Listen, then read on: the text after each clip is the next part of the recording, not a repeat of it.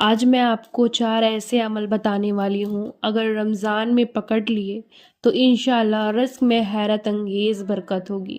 السلام علیکم ورحمۃ اللہ وبرکاتہ۔ رمضان کا مہینہ صرف بھوکے رہنے کا نام نہیں ہے، یہ برکت کا مہینہ ہے، رحمت کا مہینہ ہے، اور جو بندہ اس مہینے میں صحیح عمل پکڑ لیتا ہے اس کی زندگی بدل جاتی ہے۔ اس لیے آج انشاءاللہ میں 4 ایسے عمل بتانے والی ہوں، اگر رمضان میں پکڑ لیے تو انشاءاللہ رزق ہی رزق ہوگا۔ پہلا کون سا عمل ہے؟ استغفار کی کثرت۔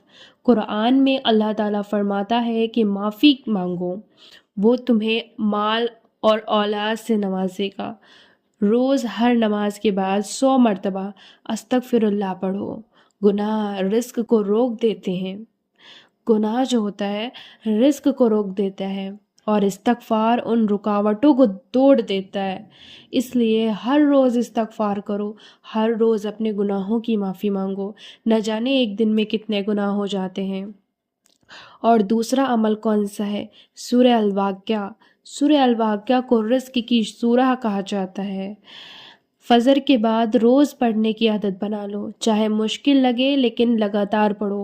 اور مشکل کیوں لگے گی؟ چھوٹی سی سورہ ہے، 10 منٹ لگے گا، 10 یا 5 منٹ میں آپ سورہ واقعہ کو پڑھ لیں گے۔ اگر آپ روز پڑھیں گے تو آپ کی عادت ہو جائے گی، پھر آپ کو بہت کم وقت لگے گا۔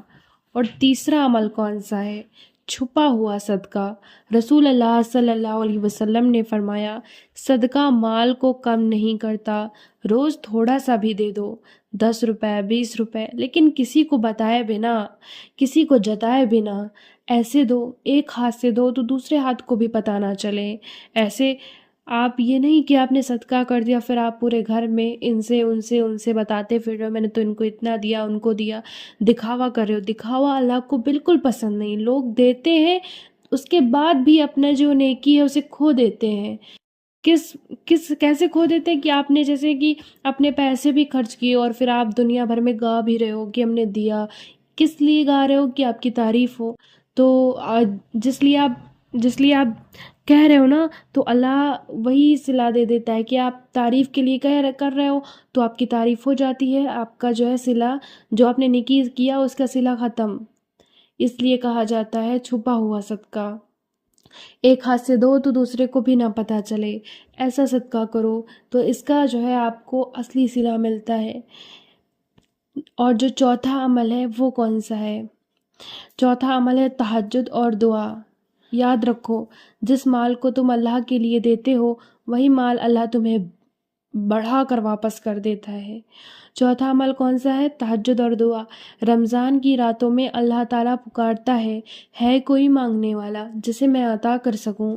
2 رکعت تہجد پڑھو اور رو کر دعا کرو، یا اللہ حلال رزق میں برکت عطا فرما اور مجھے کسی کا محتاج نہ بنا۔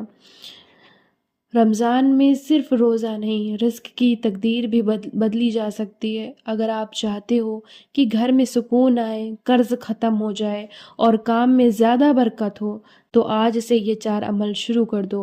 ویڈیو پسند آئے تو لائک شیئر سبسکرائب ضرور کرنا، اور چینل اور جڑے دینس کو سبسکرائب کر لیں تاکہ ایسے ہی ویڈیوز آپ تک کے پہنچتے رہیں۔ اللہ ہم سب کو عمل کی توفیق دے، آمین۔